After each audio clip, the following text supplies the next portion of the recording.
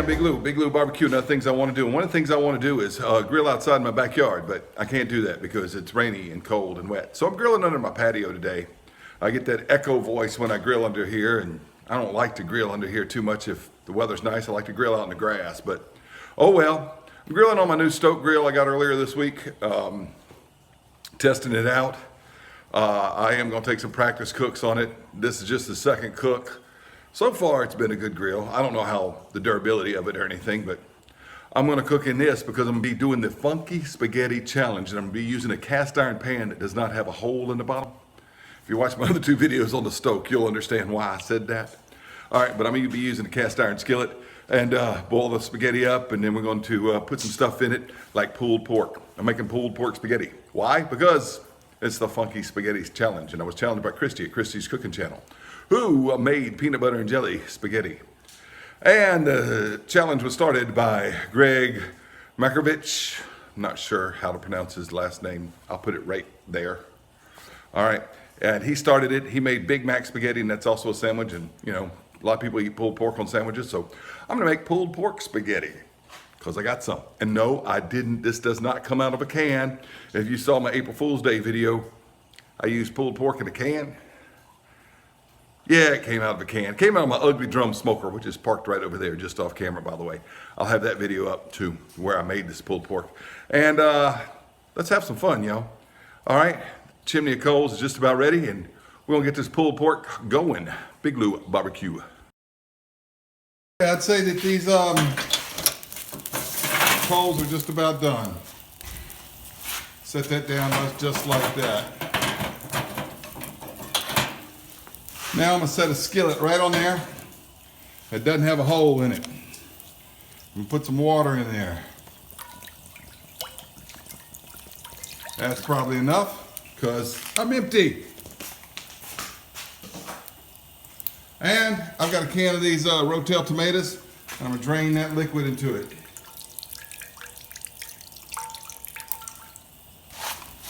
I went all the way to Italy, and I picked this spaghetti fresh from the spaghetti bushes of Tuscany. This is the perfect time of year for the spaghetti harvest. All right, so we're just gonna put the spaghetti in the pan like that. Get in there. I lost one. Fresh picked spaghetti. I just picked it yesterday in Italy from the spaghetti bushes. Now, I'm gonna cover the spaghetti and let it cook. While the spaghetti cooks, I'm gonna put some country sausage down here. Yeah, I probably ought to use Italian sausage, but you know, hey. I'm a country boy, not an Italian, so I got country sausage. And we're just gonna put it right down there on the grates. Let that cook, and I'll cut it up, and I'll put that in the pulled pork spaghetti too.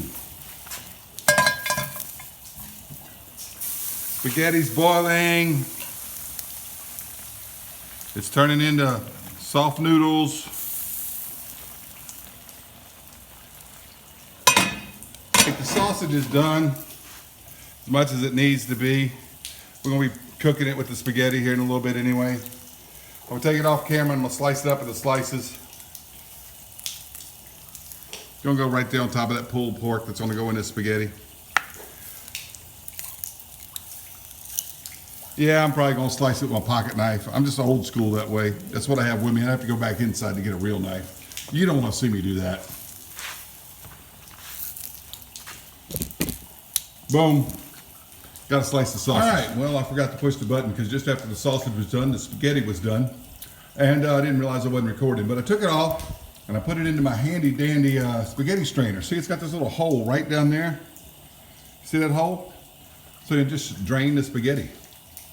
Pretty cool thing. Hey, the spaghetti strainer came with the grill. Now what I'm gonna do now, remove this centerpiece and spread these coals out to the edges so that they're not directly under the pan.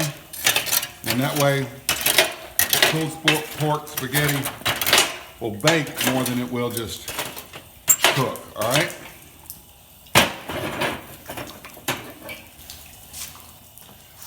Set down like that. See some of the spaghetti stuck to the bottom of the pan, that's all right. What I have here is a cut up onion and 1 rib of celery. Oh, and about 1 ounce of olive oil already in there. So we're gonna stir fry that, get that going. Get this going like that. Get those onions cooked down to translucency.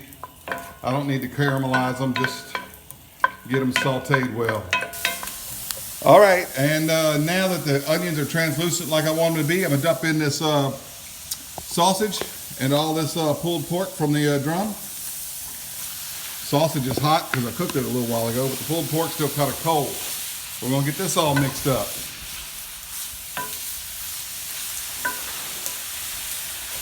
Now what I'm dumping in now is some corn. When I cooked that pulled pork, I smoked 5 ears of corn. I've got a family of 4, which left 1 ear left over. I shaved the kernels off, and so I've got this smoked corn going in there. Put that in there too. Oh, don't spill out of my grill. I'm just making a mess. Now what I got here is a can of Rotel. Looks like that. Tomatoes and chili. Get that stirred in.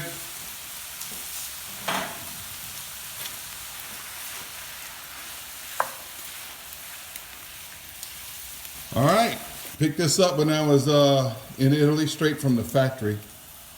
Alfredo sauce. We're gonna dump that whole thing in there. Get on out of there, all of you.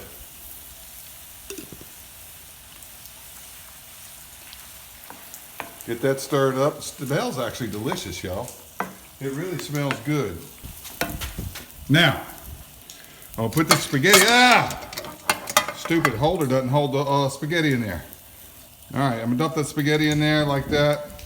My wife said I should have used some oil in the water and the spaghetti wouldn't have stuck together quite so bad. That's okay, I'm gonna get that all mixed up. Okay, I didn't have that on there right. It holds it pretty sturdy if it's on there right. That was my fault.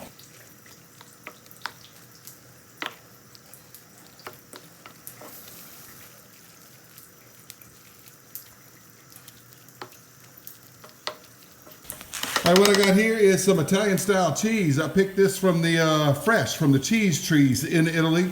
Yes, cheese grows on trees if you didn't know that, all right?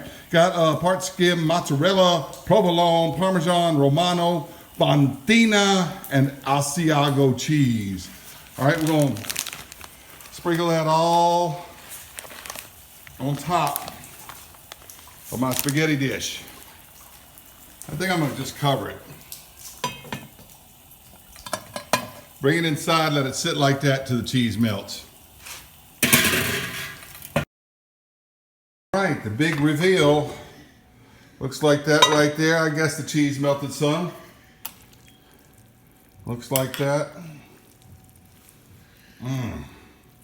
Let's see.